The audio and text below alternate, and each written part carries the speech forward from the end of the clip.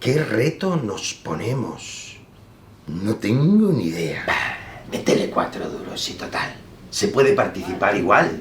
No seamos cutres. Ser solidarios significa tener un compromiso y hacer todo No te lo posible. compliques la vida, que tienes ese lado tan entusiasta, eres un motivado. Si nos movilizamos, seguro que obtendremos resultados y podremos ayudar vete a saber. muchas más personas.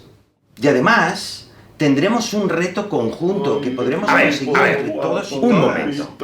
Aquí dice que la Magic Line tiene un reto común de recaudar 500.000 euros entre todos y todas. Es razón de más para marcarnos un reto ambicioso. Conseguirlo. Decidido. El reto será guapo. Hermoso, como diría mi abuela. Nosotros lo podemos hacer. Y vosotros también.